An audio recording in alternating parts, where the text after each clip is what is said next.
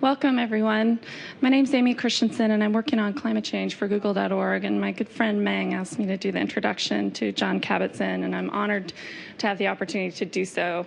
But I first wanted to thank Meng for organizing this event. It's such a special occasion, and I thought that Meng's title was especially appropriate given that he's known as Jolly Good Fellow here at Google.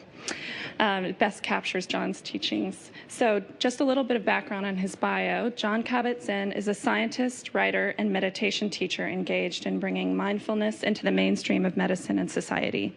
He's professor of medicine emeritus at University of Massachusetts Medical School, where he was founding executive director of the Center for Mindfulness in Medicine, Healthcare, and Society, as well as founder and former director of its world-renowned stress reduction clinic, which I don't know about you guys, but I could use a little bit of that now. Looking forward to this. He's the author of many books, including Full Catastrophe Living, Using the Wisdom of Your Body and Mind to Face Stress, Pain, and Illness, as well as Wherever You Go, There You Are, the book that introduced me to him.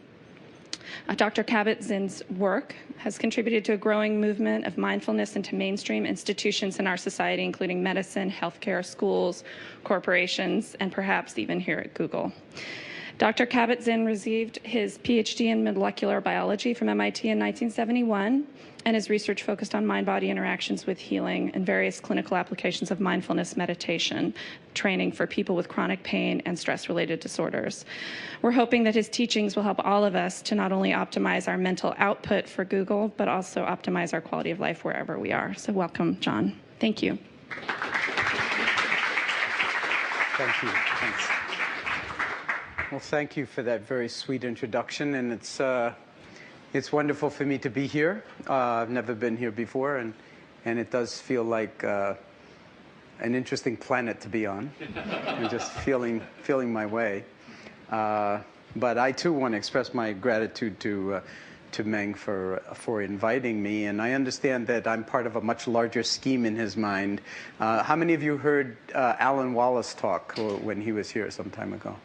Not that many. So we're covering a very broad spectrum because I'm sure a lot of people showed up for his talk. And then Paul Ekman is going to come in May, I'm told. And Paul Ekman is also involved in this kind of work in another way, some of which I'll explain to you when I get to the slides. What's that? And Mathieu Ricard, whose face you'll see in some of the photographs I'll be showing, is coming next week. And I highly recommend to you to see him. We have sort of a parallel background in that I was a student of Salvador Luria's at MIT, who won the Nobel Prize early on in the history of molecular biology. And he was a graduate student at the same time at the Pasteur Institute in Paris, France, with François Jacob, who was a close friend of Luria's. And then he happened to go off to Nepal and was so struck by what he felt from the Tibetan meditation teachers that he met there that he gave up molecular biology and has been a monk for 40 years. But now, as you'll see, he's been engaged in a larger enterprise to sort of do science on meditative experience and like look at the neuroscience of what happens in the brain when people have been meditating for very long periods of time and with tremendous motivation and intensity. So it sounds like there's something of a kind of sequence of speakers coming to Google that are in some way all pointing to some hidden dimension of reality that's like in some way hidden to us, in other ways completely self-evident. But when it isn't self-evident, it is really opaque.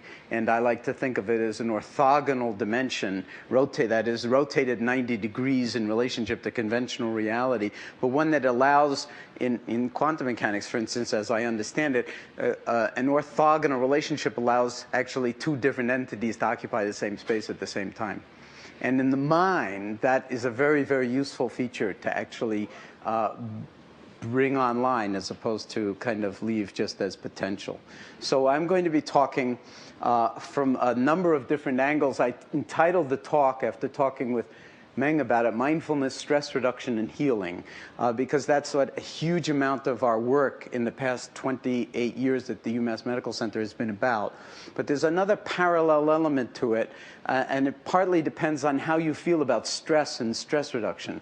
But when we use the word stress reduction, we're not talking about some kind of dime store relaxation attempts to sort of calm people down and just make them feel a little bit better so that they can work a little bit harder. We're talking about actually a transformation in the way in which we relate to our lives, to our bodies, to our calling, to our loves, to our ambition, and so forth, so that we can live lives of balance and fundamental, profound satisfaction. And I believe that's true for human beings, that is possible. And I think that a lot of the time the society entrains us, if we don't do it ourselves, into severe imbalances that can sometimes be unbelievably addictive, intoxicating, and wonderful on one level, and on the other hand may be like actually draining your life's blood on another level or killing you. And so in a certain way, metaphorically speaking, I would say that in this society we seem to more and more be dying for some authentic door into ourselves in a way that's bigger than just what usually defines us. And that's not to deny the beauty of what we often do, how creative we can be, how important it is to, I mean, at a place like this where you're basically redefining the world and the universe and in ways that potentially are tremendously healing for the planet. But to have this be, in some sense or other, held in a kind of awareness that ordinarily we're just not taught in school, and that requires a certain kind of intimacy and cultivation in order to be able to have it more at our disposal. So if we're going to start with stress and stress reduction, I mean, periodically Time magazine and Newsweek and so forth put stress right up there on front because I don't know. I mean, I started the stress reduction clinic in 1979. And when I think back to 1979, I say to myself, 1979, what stress?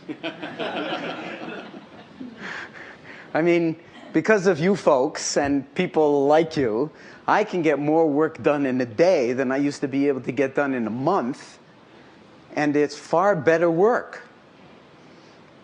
But it still has a cost. Do you know what I'm saying? I mean, because then the expectation is not just from other people, but from myself, that I will just like be. So the digital revolution already has sort of catapulted us into a condition where increasingly there's no end to the work day, there's no end to the work week, and so there's a way in which work can encroach all of life. And if you love work more than anything else in the world, hey, no problem with that. And there have always been people like that on the planet, scientists, you know, musicians, I mean, where it's all that. But there's also potential costs to pay in terms of burnout, in terms of like addiction, in terms of overdosing, so that you're not actually tapping into the creativity that maybe you once were. And it requires more and more effort to get the certain kind of return as opposed to less effort and more dance. And so there are actually, but for 20 or 25 years, there have been like a lot of research being done epidemiologically. What are the effects of various kinds of risk factors on human health, mentally and physically? Everybody knows smoking is a big thing in this society to actually demonstrate that cigarette smoking is not good for your health. And, you know, in 1964, the Surgeon General's report actually came out and said that. So there's that, and there's high blood pressure, and there's high cholesterol, and all sorts of risk factors for coronary disease, for cancer, and so forth. But stress was always considered like not measuring up to a bona fide risk factor. But a couple of years ago at UCSF, in the laboratory of Liz Blackburn, Alyssa Epple, who actually happens to be a mindfulness teacher, but is a young assistant professor at UCSF, did a study looking at the rate at which the repeat subunits at the ends of all of our chromosomes, which are called telomeres, and which are required for every cell division in every cell in our body that divides, that it turns out that stress, long-term chronic stress, can accelerate the rate of telomere degradation enormously. And so if you've ever had the if you ever heard the words coming out of your mouth after a particularly horrific experience, God, that one just took years off my life, it turns out it's true. It's taking, because the telomeres once they degrade, the cells can't divide anymore. So if stress increases the rate of telomere degradation, I mean, you can't get more somatic and molecular than that in terms of evidence that stress has potentially, if it's not mitigated, the consequence of basically increasing aging. And I'm not going to go into this study in any great detail. It was published in the PNAS and Proceedings in the National Academy of Sciences in 2004. But just to say that they did this study on parents of children with chronic medical problems that are basically not going to get better. So, I mean, it just doesn't get any more stressful than that kind of thing. It's not like, well, at a certain point I'll get to go on vacation, or this will evolve in some way. No, that's just going to be the way it is for life. But they actually took parents who didn't have chronically ill children, which are the blue points, and what they found was that they were also showing telomere degradation, and what really mattered was how much stress they thought they were under. They were under a lot less stress than the other parents, objectively speaking. But if you think you're under like absolutely intolerable levels of stress, you create that reality. So but that's a very positive finding, because it says if you change your relationship to the stress, your perception of the stress, then you could actually potentially reduce the rate of telomere degradation. And now every study on meditation has thrown in the telomerase assay and so forth now, and we don't know any results yet, but looking to see whether training in a course of meditation over a period of time might actually slow or restore to normal, say, the rate of telomere degradation. So I just want to throw that out to you, because there's so many exciting things going on in the field nowadays about that kind of thing. But I want to make some pretty fundamental points here. If you stare at that word for too long, it doesn't mean anything, as you know. But I want to make a distinction between how much doing we do and, what's that? Doing, yes. If you're Swedish, it's doing. How much doing we wind up doing over the course of the day, as opposed to what you could call, and the Chinese might call, non-doing. Okay? Or what I like to call being. Okay, we're called human beings, but it might be more appropriate, the cliche goes, for us to rename ourselves human doings, because we seem to be very much, doing all the time, and often the doing is coming out of the head, but not necessarily coming out of the heart or coming out of the body, and so it's kind of, in some sense, disembodied doing, and over time, even the greatest doing, disembodied, can get you into real trouble at the level of the body and its health, but also at the level of our human relationships. Have I lost the audience already? Or am I making some sense here? Okay. Because a lot of this is going to be impressionistic in the amount of time I have. I'm not going to be able to go into this in tremendous detail, but what I'm going to be doing is trying to point you at some places where you'll be able to sort of verify this or not for yourself on the basis of your own experience, just by paying attention in a certain kind of way that ordinarily we don't. And if you want a brief definition of meditation, it's about paying attention. It's got nothing to do with Buddhism, mysticism, the East, the West. It's about paying attention. So that, by virtue of the fact that it's about paying attention, it universalizes it. It's about something that's totally universal. And it's not attention for its own sake. It's an attention for the sake of profound capacity that we all have innately that we ordinarily never pay any attention to, and that is awareness. And I'm going to argue that awareness has a way of balancing out thought in ways that are profoundly intuitive and also profoundly creative. And that we're never taught that in school. We're only taught to think in school, and we get better and better at being critical thinkers, but we're not so good at holding our thoughts and emotions and sensations and relationships in ways that have coherence, groundedness, the potential for greater satisfaction, balance, and if you will, happiness. And Mathieu Ricard's going to talk on happiness, and he'll come in his Tibetan robes, very colorful Tibetan robes, and Mathieu is the real thing. So you're going to really enjoy him, and I urge you not to miss him. So this, We call what we do mind-body medicine. We've been calling it that for a very long time. Finally, the media has picked up on that because we're trying, from the very beginning, we've been trying to actually transform medicine. Medicine itself is suffering from some serious chronic diseases. You may have realized that in your own encounters with the medical profession.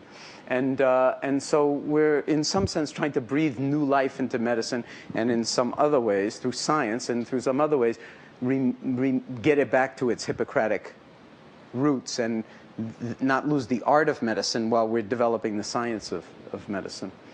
I'll just point out, in passing, the words meditation and the words medicine sound a little bit alike in English, don't they?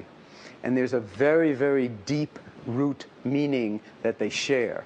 And that makes it not quite so weird that we would be bringing meditation into the mainstream of medicine. Whereas, you know, it could have been thought 30 years ago that's tantamount to the Visigoths being at the citadel and about to tear down the gates of the city and so forth. Far from it, meditation has now become completely accepted within mainstream medicine the past 30 years. And I'll show you some evidence of that. I mean, this is basically a photograph of 150 doctors and other health professionals being trained in mindfulness at one of our professional training retreats. I just got back from another one last week. And what we call mindfulness-based stress reduction is spread. This map is 10 years old. And by the way, I'll just like a pitch. This is the perfect environment to do it. If any of you folks can put me in touch with software that I can put points on a map at will, I would love that. And just give, without the coordinates, just name the city and it shows up on my map of the world. I'm looking for it. So this is, and I'm serious, I'd love that. So this is a poster of a day-long seminar that was held at the National Institutes of Health at their giant auditorium, the Natcher Conference Center, right on the grounds of the NIH in 2004, called Mindfulness, Meditation, and Health. And what I want to say is, from the perspective of 1979, when I started the stress reduction clinic, the idea that the National Institutes of Health would hold a day-long symposium entitled Mindfulness, Meditation, and Health, it's more improbable, more infinitesimally improbable than that the universe the Big Bang would stop expanding and the universe would begin to collapse. I mean, this is like a huge sea change at the NIH, and they are now funding studies of meditation in the range of between $10 and $100 million at the moment. And are really interested in this, in part because the more you can teach people how to take care of themselves as a complement to what the healthcare system can do, the cheaper it is. And the more effective, because then what you're doing is you're creating a participatory medicine as opposed to an automechanics model of medicine. And we mostly practice automechanics in medicine. And so this is another stream of it that I just want to point out. I'm part of a group of people, Mathieu is as well, called the Mind and Life Institute, which has been around since 1987 and which holds periodic conversations between Western scientists and the Dalai Lama and other Eastern contemplatives on subjects of mutual interest having to do with basically two things: the nature of mind and the nature of reality, and how these different streams and epistemologies and way of knowing might actually inform each other if they have conversations together. And these have all been private meetings. I'll show you some photographs of them in a bit over the years, except that His Holiness then at a certain point said, I want to have more people be able to attend these meetings. So we held a public one at MIT in 2003. You probably read about it in the New York Times Magazine about that time. And that was on neuroscience and meditation. And at that MIT meeting, at least 90% of the questions were about the clinical applications of meditation. So we decided we had to have a second public meeting, science and clinical applications of meditation. And that was held in Washington with twice as many people as the MIT meeting, so about 3,000 people in November of 2005. And I also want you to note, from the point of view of the sea change in medicine, that it's co-sponsored by Johns Hopkins, School of Medicine, which is the oldest and most venerated school of medicine in the country, and Georgetown. So they no longer are in foxholes, not wanting to be associated with either the subject of meditation or with somebody wearing Buddhist robes. The NIH, however, originally we were going to do it on the NIH campus, and they just couldn't handle that because it would look like the National Institutes of Health was promoting Buddhism if the Dalai Lama stepped on there. And so we took it out of the NIH. So now I'm going to give you a brief parenthesis and speak about the Mind and Life Institute, just so you have a sense of this in a kind of parallel universe of what's going on here, especially since Mathieu is coming in. This is Mathieu Ricard, and this is the 17th Karmapa, who is, I think in that picture, 17 or 18 years old. And you know, in Tibetan Buddhism, everybody is the incarnation of everybody else. They've been family for a long time. And and this is one of the Mind and Life meetings where lots of monks come. And here's His Holiness, and His Holiness's translator, Thupten Jinpa, and then Alan Wallace, who was speaking here a month or two ago, and then the Karmapa. And His Holiness, one of the reasons that Karmapa is part of it is that being 17 or 18 years old, His Holiness is hoping that he would get interested in science, because the Dalai Lama is very interested in science. I mean, he's just really into science and engineering, and you can read about his history in that regard, but he's just a natural scientific curiosity.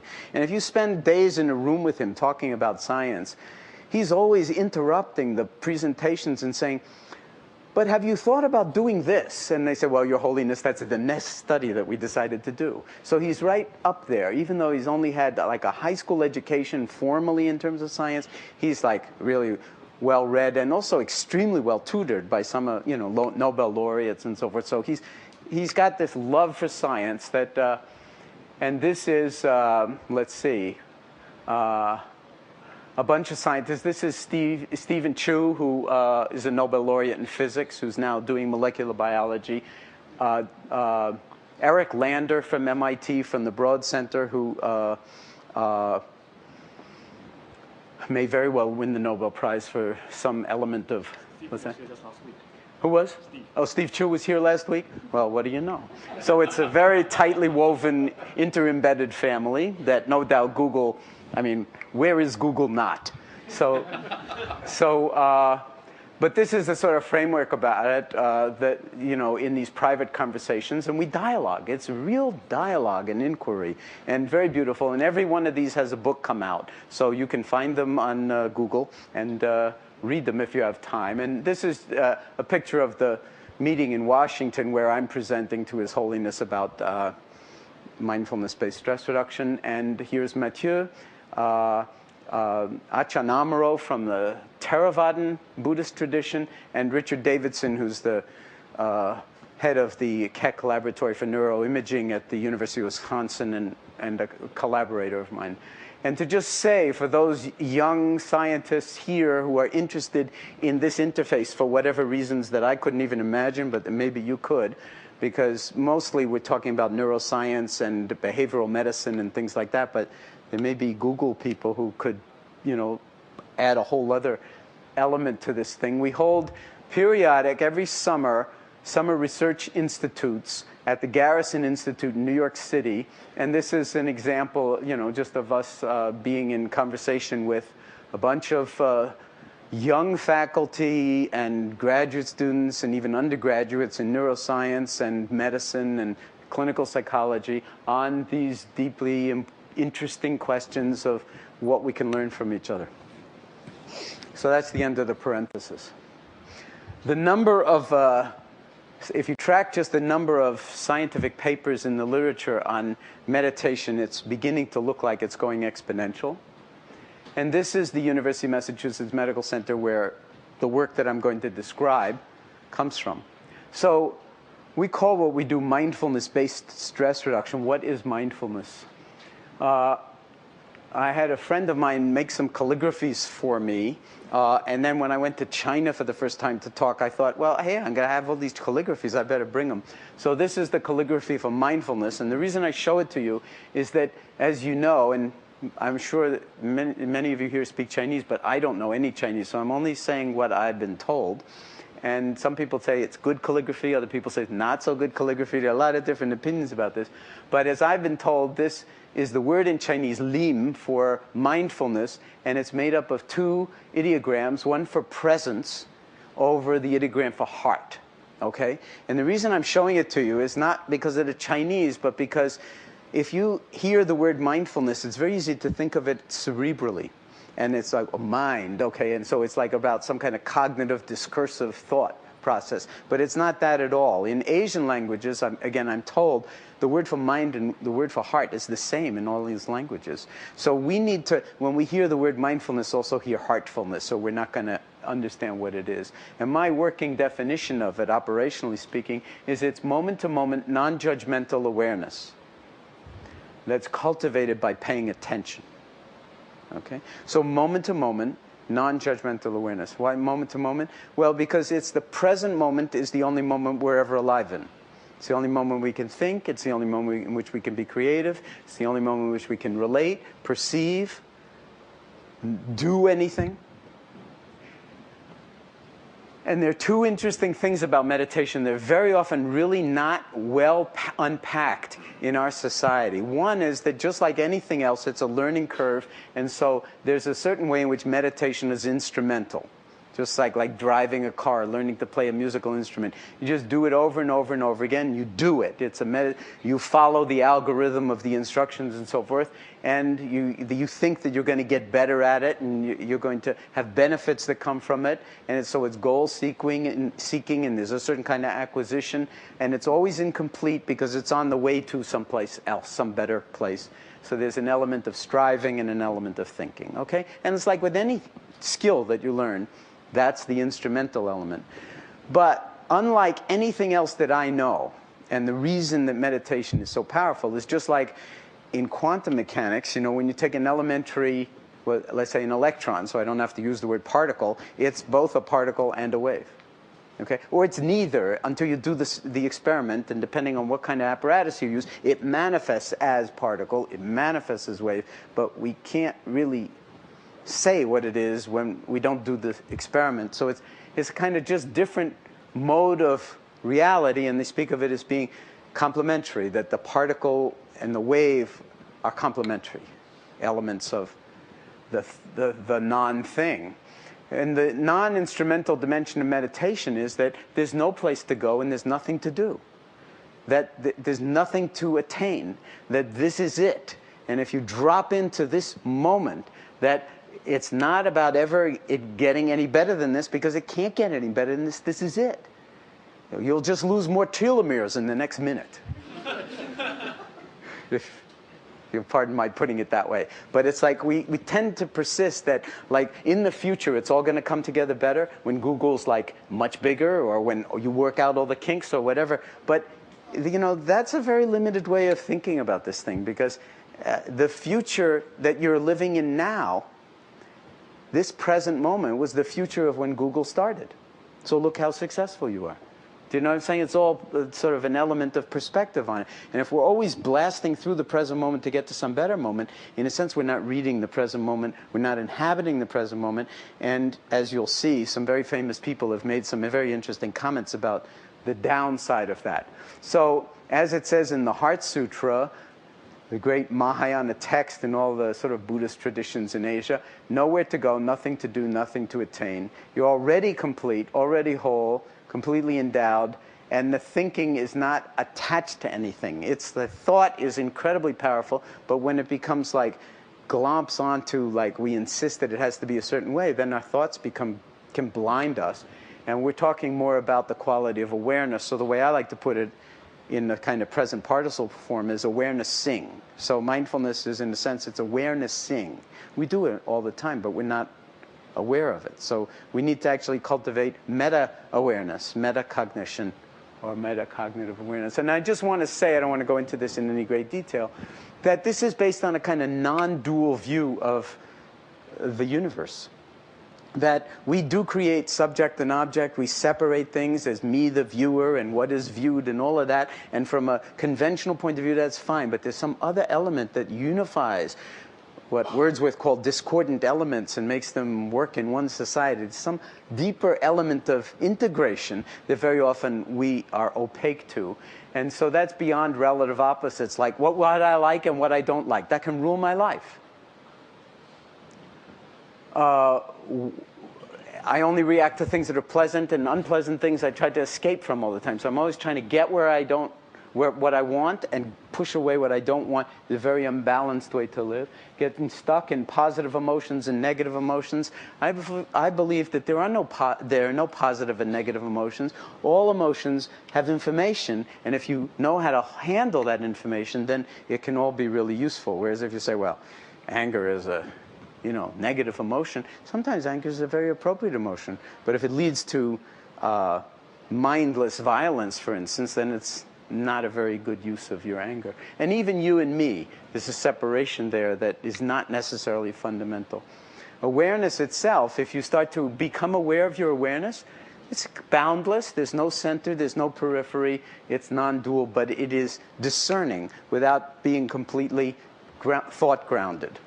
And it's something you can discern for yourself.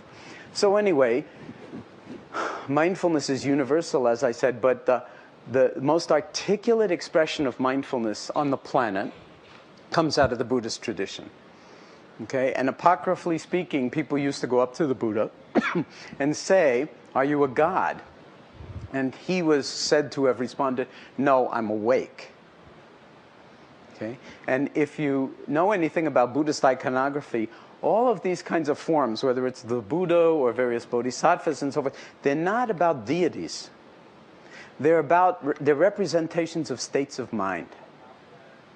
They're representations of states of mind, and that's the representation of the state of mind, awake.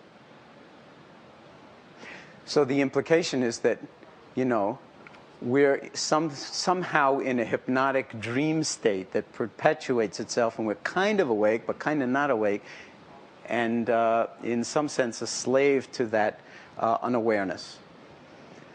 So we can zone along on autopilot for years at a time, more or less unconscious, even while we're thinking we're conscious. And the implication of that, and you can check this out for yourself, is that you may never be where you actually are, because you're always somewhere else.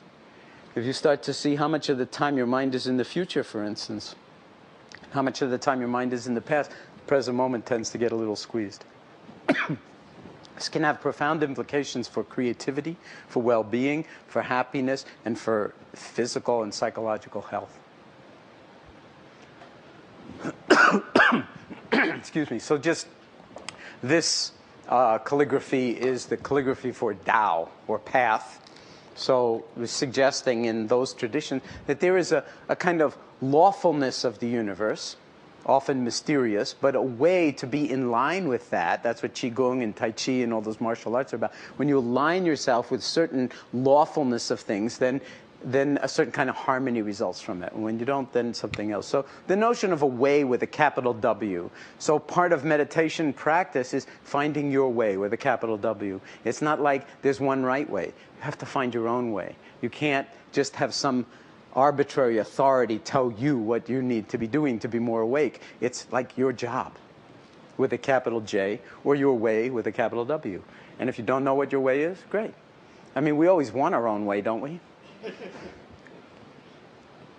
I love it that when you can see it happening in supermarkets a lot, when the kid has a meltdown and wants like 3 different things at the checkout line, and the parent says, "You can't always have your own way," and the child says, "Why not, Mommy, why not?"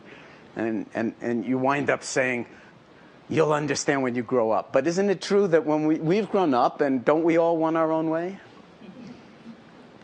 But if somebody with a shaved head and robes comes in with a far-out-looking, gnarled and carved stick and asks you, "What is your true way?" you might not be able to even open your mouth. And this is the calligraphy for literally turning, but it means breakthrough. So what is a breakthrough? It's that orthogonal turning towards something, especially when you feel aversion for it. Instead of recoiling from it, turn towards it. The whole martial art of Aikido, blending, moving in, turning towards. And if you know Rumi's poetry, The Guest House, for instance, it's all about putting out the welcome mat for all the stuff that arrives at our door, whether we like it or not. This being human is a guest house. Every moment, a new arrival, a joy, a depression, a meanness, some fundamental awareness comes as an unexpected visitor. Welcome and entertain them all. Even if there are a host of sorrows who violently sweep your house empty of its furniture, still treat each guest honorably. He may be cleaning you out for some new delight. The dark thought, the shame, the malice, greet them at the door laughing. That's advanced practice, and invite them in. Be grateful for whoever comes, because each has been sent as a guide from beyond. That poem is 900 years old. But what it's suggesting is turn towards rather than recoil away from. And see, open your eyes, take a look. That's what this is really all about. And it's suggesting that when you do that kind of turning, there's the potential for breakthrough insights, breakthrough behaviors, breakthrough rearranging of your cellular organism, because the body is listening to what the mind is doing. And when the mind learns how to self-regulate in particular ways through self-observation, interesting things happen. So Thoreau said famously, if you go back and read Walden, you'll see it's all a rhapsody about the present moment. I went to the woods because I wished to live deliberately, to front only the essential facts of life and see if I could not learn what it had to teach, and not when I came to die, discover that I hadn't lived. Martha Graham, all that's important is this one moment in movement. Make the moment vital and worth living. Do not let it slip away, unnoticed and unused. And William James, I'm not even going to go into that in the interest of time, but he's basically saying that a method to voluntarily bring the mind back when it wanders off would be the foundation of the best possible education. But he says it's easier to conceive of that than to find one that would really work. But he didn't know anything. It's evidence that he didn't know anything about Buddhism, because that's exactly what it is the mind goes off, you bring it back. The mind goes off, you bring it back. The mind goes off, you bring it back. The mind goes off, you don't want to bring it back, you bring it back anyway against the resistance.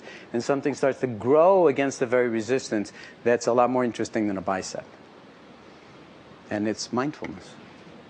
So MBSR is a complement to medical treatment, not a substitute for it. In the hospitals, it's fully integrated into medical clinics and subspecialties. It does involve a certain degree of discipline and work, although I like to think of it more as play than work. And with our medical patients who suffer from severe chronic medical conditions of all kinds, including anxiety and panic and so forth, it's a fairly intensive time commitment. It's 45 minutes a day, 6 days a week for 8 weeks. And there are 4 formal methods that we teach: a body scan, which is a lying down meditation, sitting meditation, mindful hatha yoga, and mindful walking. And so this is an action shot at a body scan. It just goes on like this.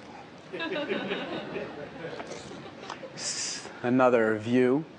Sitting meditation.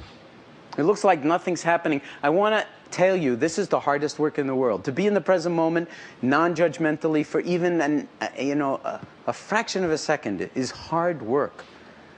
And I'm basically challenging you to consider that it might have some enormous benefits. We do it in Spanish as well as in English in our inner city clinic, so it's shown to be cross-cultural. Mindful yoga, I won't say any more about yoga. We're in the Bay Area after all. And I know that there's yoga here and massage here and meditation here, so in a sense I'm probably just wasting my breath talking. The real meditation practice, however, is not these formal practices. It's living your life as if it really mattered. So, in other words, your whole life becomes the meditation practice. That's what this is really about. Living in awareness. Living with a certain degree of self-compassion and kindness. And cultivating what, the Dalai Lama and other people calls wisdom.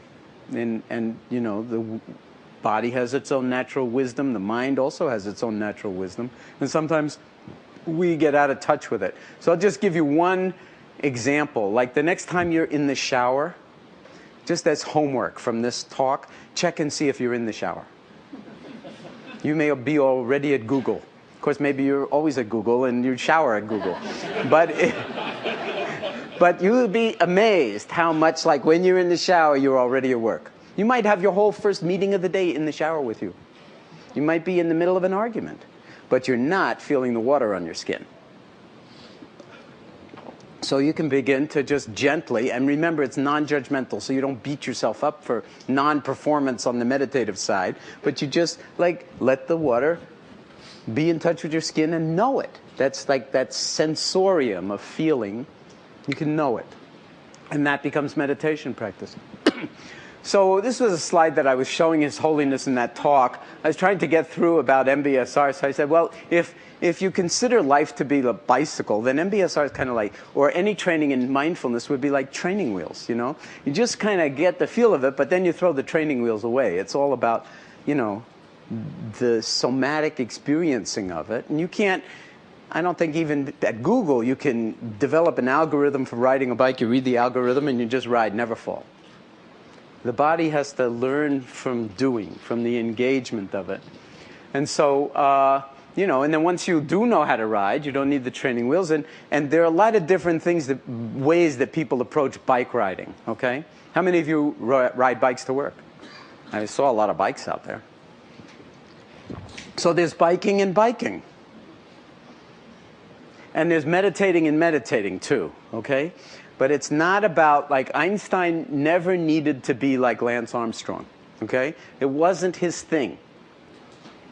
7-time winner of the Tour de France. The amount of mental energy that it takes to accomplish something like this, virtually unthinkable. That's why the issue of drugs will come up. But the fact of the matter is that you don't have to be like anybody else. You use your bicycle your way. So I'm going to just, in the last few minutes of this before we have questions, I want to just run by you some clinical studies, okay, so that you have a sense of the kind of work that's being done in this area. And just very briefly to say, with a whole bunch of medical patients going through the stress reduction clinic who were medical patients, they had chronic pain conditions, heart conditions, and so forth, but they also qualified for clinically a mental health diagnosis in either anxiety or panic disorder.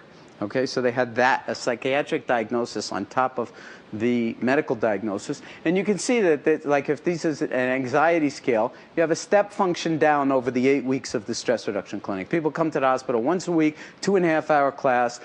In the 6th week, there's also a day-long silent meditation retreat. And so it's 8 weeks, 2.5 hours, once a week, 45 minutes of practice every day. And you see a step function in anxiety. You also see a step function in depression. And then I won't show you the data, but that goes out not just 3 months, but 3 years. So something people do in 8 weeks can have an effect on their lives 3 years down the road. Now I'm going to just very briefly talk about 2 randomized clinical trials. One, the effect of mindfulness-based stress reduction on emotional processing in the brain and immune function in response to a flu vaccine. And then if there's time, very briefly, the effect of the mind on the healing process that you can actually see in photograph. Because healing is a sort of double-edged word in medicine. You have to be very careful how you use it or people start to roll their eyeballs and think you're weird. But wound healing, nobody thinks that about. And so we tried to find a healing process that would not create that kind of resistance. So this is a study that we published in 2003 and with Dr. Davidson, my collaborator. Can mindfulness training in the form of MBSR be used to modify the central circuitry of emotion? And I just want to say, and maybe Paul Ekman will talk some about this, but you probably know that in the past 8 years, the entire basis of neuroscience has been transformed by the discovery that the dogma that we were taught for a generation, that after about the age of 2, there's no new neurons laid down in the central nervous system, and that it's all loss of neurons. It's like downhill from about the age of 2, and you can kind of hear the neurons going exponentially. That turns out not to be true. It turns out that we're making, not just synthesizing new neurons, which is called neurogenesis, but laying them down in particular regions of the brain, and they're functional up to the day we die. And it's driven more than anything else by experience, and more than any kind of experience, repetitive experience. Okay? When you do the same thing over and over and over again, like ride bikes up mountains, or meditate, or play the violin starting at a very early age, where what you do with the right hand, what you do with the left hand are very different. It turns out you can morph what's going on in your motor cortex and somatosensory cortex by just fingering a lot. Okay? And there's a very famous study of the London taxicab drivers downloading the street map of London into their heads, and you see the anterior hippocampus shrink and the posterior hippocampus get bigger over a period of 2 years. Losing a limb, very often different aspects of the brain are recruited to different parts of the body because the limb is no longer there. So neuroplasticity basically means that the brain is not static, but is continually morphing itself in response to experience. Negative traumatic experience can actually atrophy brain function and actually brain size. And therapy and moving in a positive direction can restore it potentially. And that's an area of very ongoing, very exciting research. So I'm going to talk about a part of the brain called the dorsal lateral prefrontal cortex, which has a kind of division of labor left and right. There's an asymmetry in the lateralization. So left activation is associated shorthand happiness, feelings of well-being, approach behaviors. Right activation, all other things being equal, avoidance behavior and difficult emotions. There are also, of course, many other complex regions of the brain. So this is the left prefrontal cortex associated with positive affect in some studies. So here's the kind of summary slide. Left, happy, right, unhappy. I won't belabor it in the interest of time, except that if you take people and put them into scanners or use a quantitative EEG electrode helmet, which I'll show you shortly, and just get people and you don't do anything with them, you just study whether they're more left or more right activated. People who are more left activated describe themselves with words like interested, excited, strong, enthusiastic, alert, and active. And if they're more right activated, they describe themselves this way. And it was thought that in adulthood, you're pretty much like fixed. It becomes a trait.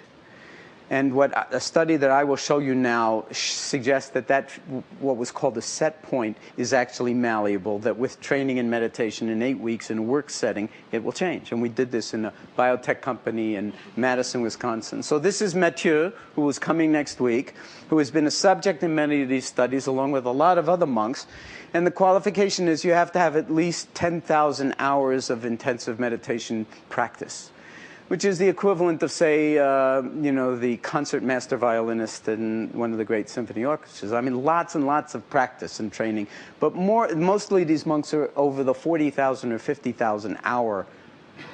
Okay, so, and if Dr. Davidson comes, he will show you a lot more about this story.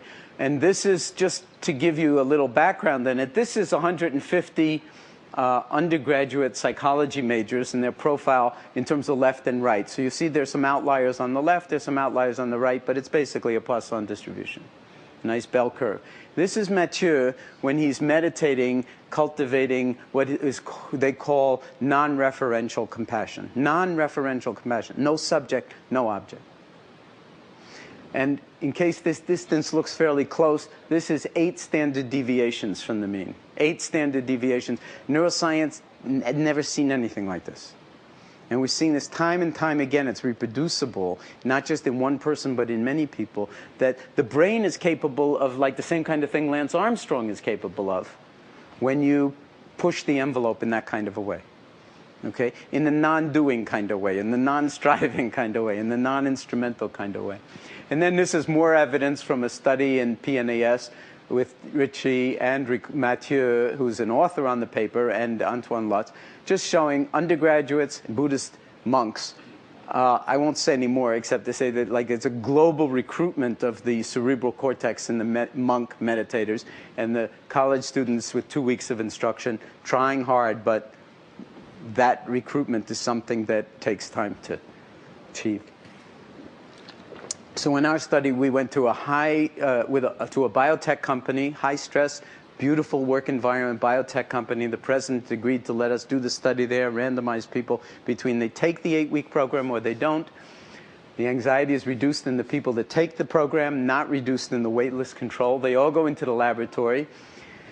And very briefly, I mean, this is just a way to show left versus right activation. Time 1 is before randomization. Time 3 is at 4-month follow-up. And the meditators are in the red and the control group are in the purple. And there's no significant difference before.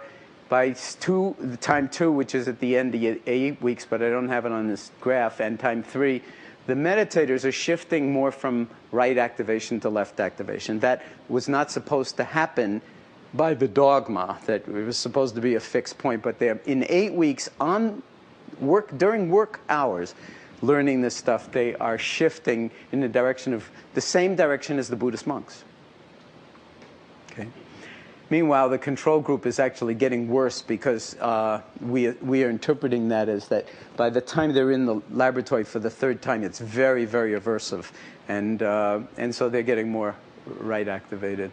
And we gave everybody the influenza vaccine at the end of the 8 weeks and then monitored their blood titers for antibody. The meditators mount a stronger immune response than the non-meditators. And then when we plot the degree of shift, brain shift, right to left over the degree antibody titer, we get a linear relationship with a fairly significant correlation in the meditators and no relationship whatsoever in the control group.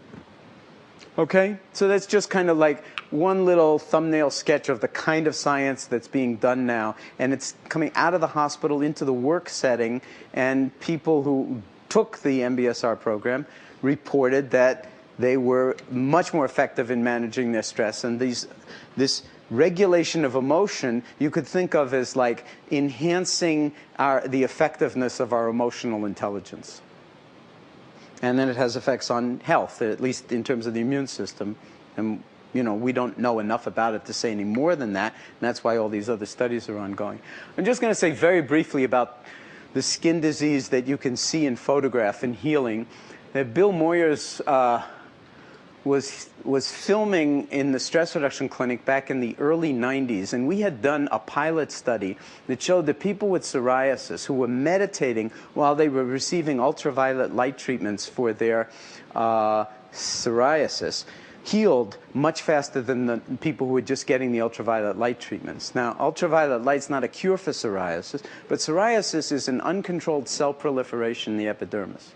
But it's not cancerous. But it's got kissing cousin genes to cancer.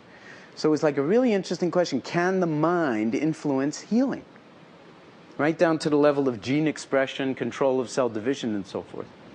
For its own sake, and also because of its potential applications for cancer.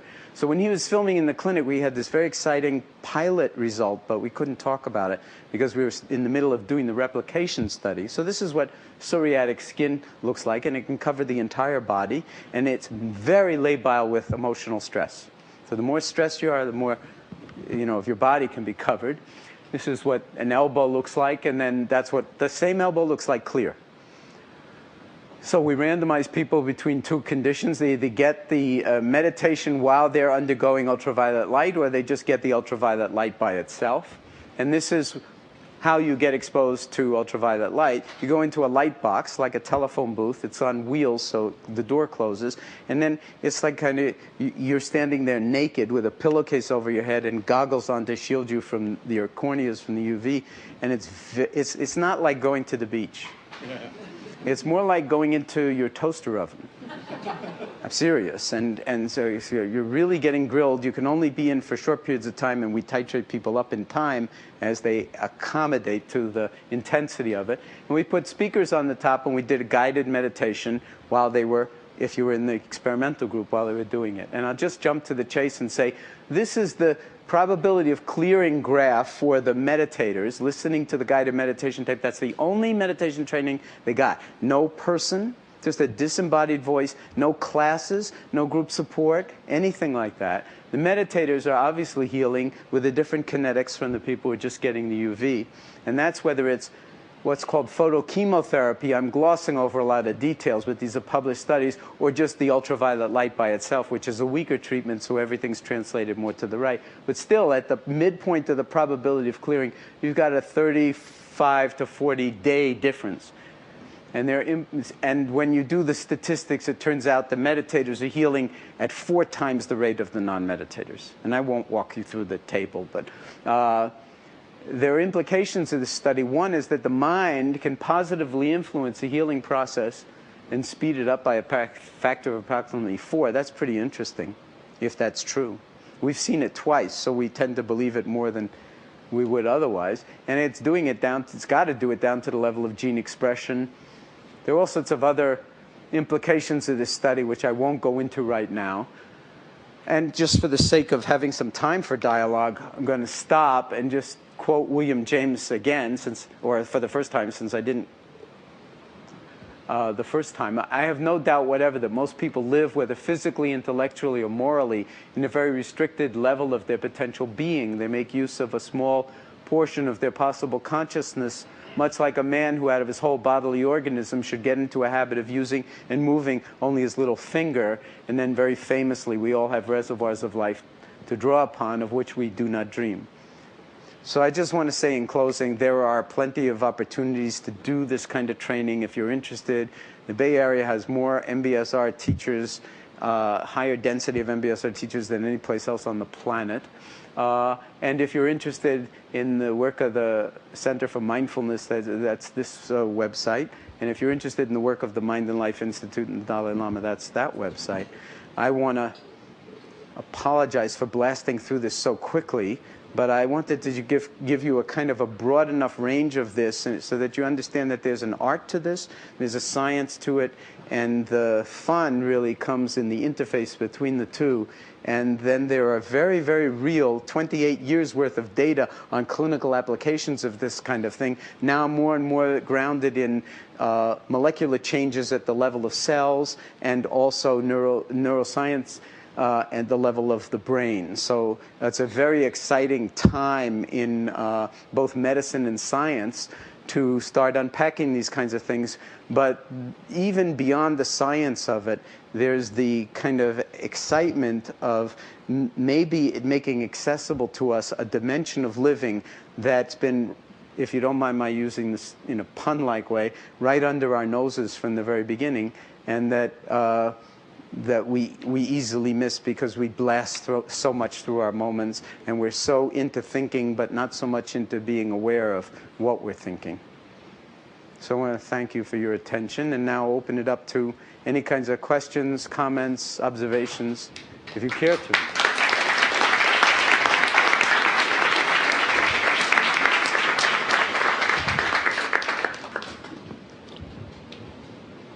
Questions. Can you tell people that you'll be having meditation at 3:15? Yes, just Meng is suggesting that I say that at 3:15 there'll be a meditation class for anybody who wants to dive into the actual practice itself rather than talk about the practice. Yeah, so please go just ahead. a basic comment that you showed many pictures of monks and just did the studies on monks. Yeah. I just want to say that the monks they may have less stress, but their lives seem to be really boring.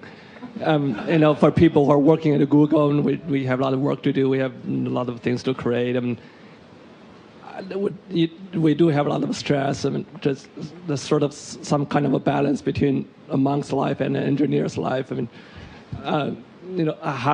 For people who have a lot of stress generating work to do, how do you handle this? Okay, well, I want to make sure that you understand that the reason I'm showing the picture of the monks is basically to show outliers, okay?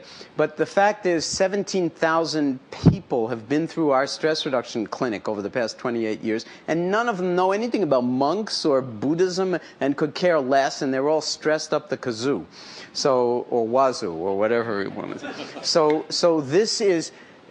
My point showing about the monks was that the regular people in the work setting, when we did that study, their brains shifted in 8 weeks in the same direction as the monks who've been doing it for 40 years. So there's a tremendous amount of latitude for dealing with the stress that you're under as a person. And very often what we think is, well, the first thing we want is someone to just make it better, like maybe drugs or whatever. But there is no real solution to the kind of stress that we're living with from the outside. It has to be a kind of from the inside, learning to rebalance. And balance is always losing your balance and then recovering your balance. So swimming in these seas becomes something of an art form, and it's got nothing to do with monks. It only has to do with like regular human beings trying to put one foot in front of the other and live our lives as if it really mattered, and not get so stressed out in a particular direction that we lose sight of some of the beauty in our own lives. On the other hand, not to get so laid back that we stop contributing to the world or to our work or whatever. And that is an art form, and everybody sort of, in a sense, has to do that interior work themselves, I would say, because no one else is going to be able to do it for you, certainly. So that's the challenge. But I think there's a very, very good track record, which maybe I didn't articulate well enough, that this is for real people. It's got nothing to do with Buddhist monks. It's just that since Mathieu is coming next week, you might come and see him, you know, just for fun.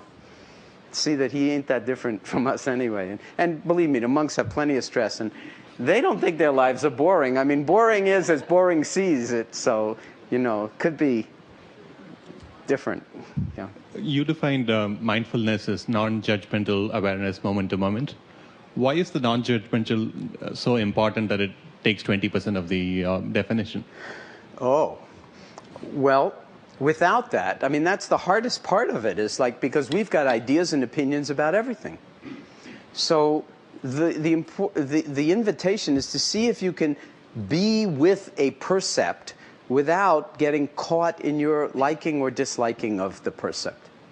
It turns out to be very, very challenging. And non-judging doesn't mean, it's not an invitation to get stupid.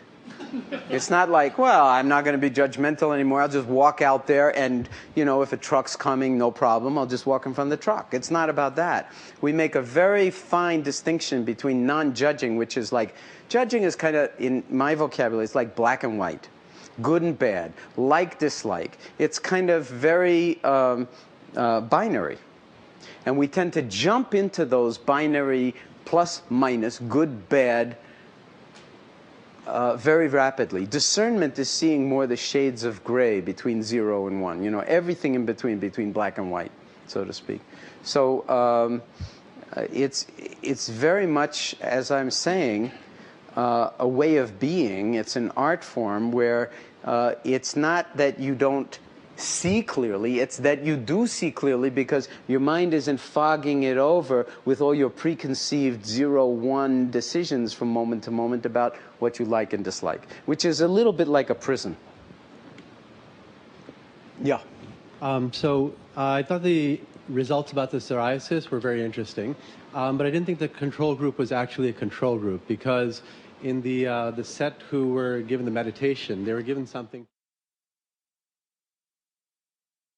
Versus if people are told to take time out and problem solve, whether there's that difference. Because it could also be that if people were played this tape in the middle of, you know, their treatment, which said, now think about all your problems and think how you're going to solve them, be active and so on, take care of yourself, take care of your health, eat properly. We call those anti-meditation tapes. Yeah, anti-meditation. They might also show this increased result because they might also take time out to take care of themselves. Now, I'm going on long-term memory here because I don't know of any recent studies of that kind. And you're absolutely right in your criticism of the psoriasis study. It was a like pilot study where we didn't give the control group something comparable to either fill their mind, even music, you know, but something comparable at least. But I think the anti-meditation, it's not simply that you're thinking. There's a big difference between the meditators and the thinkers, so to speak. But that is a very sort of interesting question, and you know, no doubt it needs an awful lot more investigating than has been done so far. I was listening to a tape recently that from a book that the Dalai Lama wrote, and in it he said something very funny about neurobiology. He said he was listening to a lecturer give a lecture about the amygdala, and I think it was Goleman, and how the amygdala has all these negative impacts on our emotions. And he laughingly thought to himself, well, then enlightenment is simple. We'll just cut out the amygdala, and then we'll all be enlightened beings. And of course it doesn't work that way, because when you cut out the amygdala, there's a whole host of responses that you excise from the opportunities that humans can have in their interactions, such as being rightfully afraid or any time you're startled, then you need that.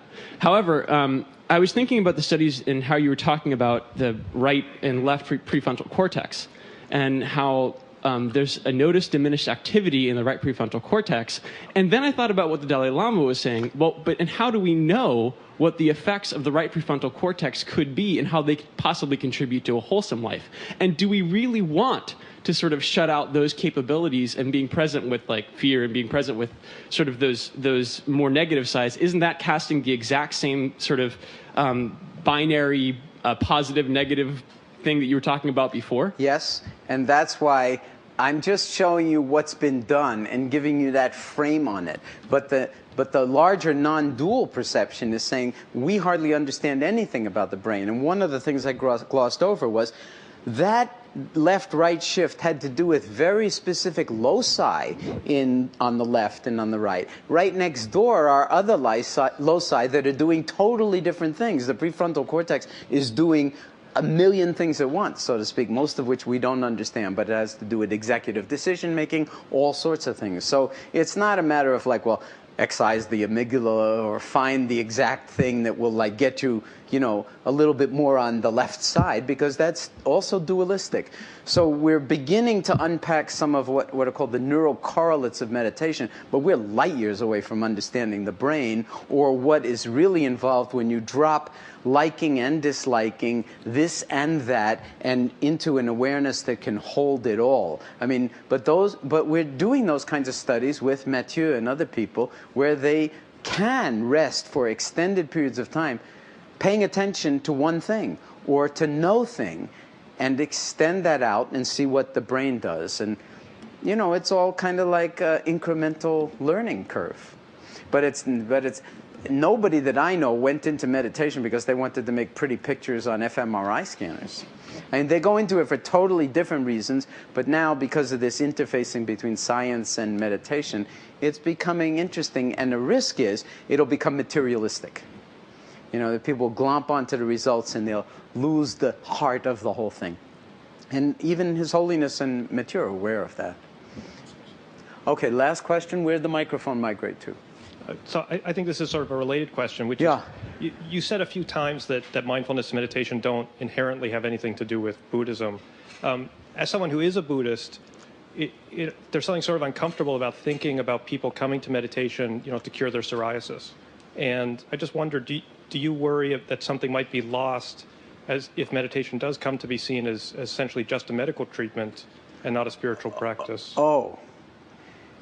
Yeah, but I don't see it that way at all. I don't think that first of all, the people who are with the psoriasis, they're just agreeing to be part of a study on meditation. They're not coming to meditation the way somebody would come to meditation. And even in the stress reduction clinic, why do people come to the stress reduction clinic? Really one reason and one reason only: suffering. Okay? So, this question got posed to the Dalai Lama around whether this kind of thing is kind of like the death knell of Buddhism, because we're taking what you might call the heart of Buddhist meditation. People do call it the heart. But if it's a decontextualization of it, it would be a desecration or a denaturing of it, and then offering it to people who are suffering. That would be a disaster, and I hope we're not doing that. What we're doing, in my view, is it's a recontextualization. And I asked him during that presentation, when it came time to ask him questions, I said to him, do you see any difference between Buddha Dharma and the universal Dharma? And he said no.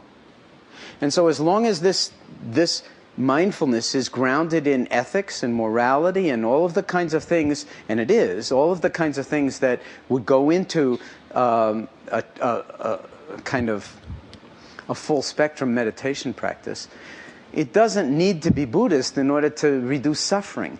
And when His Holiness was posed this question about whether this is a good thing for Buddhism or not that this happened, he said the following. He said there are 4 billion people on the planet, 1 billion Buddhists, 3 billion non-Buddhists, all 4 billion are suffering. So what are we going to do? Just keep it for us Buddhists?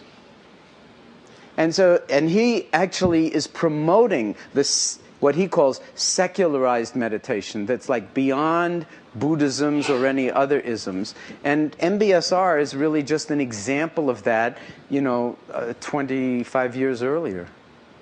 But it's not at all meant to be. And And you use the word spiritual. So I just want to say that I have a lot of sort of trouble with the word spiritual because it's used in so many different ways. My working definition of the word spiritual is what it means to be really human. We don't know what it means to be really human. So, but I like that because it doesn't get into, oh, she's so spiritual and he's not very spiritual. Because, I mean, what isn't spiritual? You know, it's like chopping vegetables spiritual, making love spiritual. Well, it all depends. How present are you?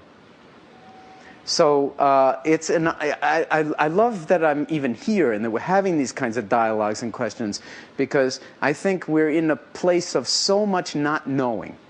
And the awareness itself has an element of not just knowing, but not knowing. And the bound between not knowing and knowing, that's where the juice lies. And so there's just tremendous creative opportunities. And I think in terms of medicine, and I think in terms of our society, in a certain way, you could say that the human mind has reached a part, if you don't mind my sort of branching out a little bit to a more global view, thinking from the last ice age, for instance, all of human history has happened in the past, say, 13,000 years. Everything. And everything beautiful that has come out of human culture, that is in the Louvre or any place else, or in Google headquarters, has come out of the human mind and the human body in 13,000 years, which is nothing in terms of like the history of the planet. And we've managed to call ourselves Homo sapiens sapiens. What does that mean? In Latin, sapere, present participle of the verb sapere, is to taste or to know. So we're the species that knows and knows that it knows. I don't think so. I think we haven't lived up to that one yet. We are still in our infancy, not even knee socks, you know. I mean, we're just beginning to mature enough to understand the global nature of what we've been able to produce with, say, the internet and Google, and what the implications are going to be for a society that's still so tribal, for a species that's still so tribal that, you know, you can be Muslims and kill each other over whether you're Shia or Sunni. Never mind Christian and Muslim or whoever, Azerbaijanis and Armenians or Chechens and Russians. I mean, it's just like, there's a certain way in which that's kind of like, can't hold that much longer. Or all of the horrors that have come out of the past 13,000 years, they also come out of the human mind when it doesn't know itself. So the challenge is, could humanity reach a point where we actually own that Homo sapiens sapiens thing, take it seriously, and then do the work of cultivating intimacy with the full range of our human capacities and of the human mind, and then work out ways to deal with the dark side, okay? The side where, like, we're not going to deny that we can get, you know, incredibly violent if we get angry, if we're thwarted, if we don't get our way, if we feel threatened. It's not just in other people. And so that we have 1,000 different ways to maintain some kind of mental equilibrium in the face of our own insanity. That might actually have political ramifications. Like, you know, maybe we need a more mindful politics. You know, where it's not all about self-interest and getting re-elected. You already got elected, do something. But if the doing isn't coming out of being, it's going to be the wrong doing. So when the doing comes out of being, I think, you know, then I'll just close this off by saying, I sometimes say that the human species is kind of like, in some way, and the autoimmune disease of the planet. You know, that without this kind of awareness, we are the first victim of our own precocity. So we're both the agent of the disease and also the first victim. I don't think we need to stay stuck in that kind of thing. And I think there are all sorts of very, very positive and I think optimistic forces for us to actually not only heal ourselves as individuals, but heal ourselves in a much more global way. And I'm sure that Google thinks about this day and night.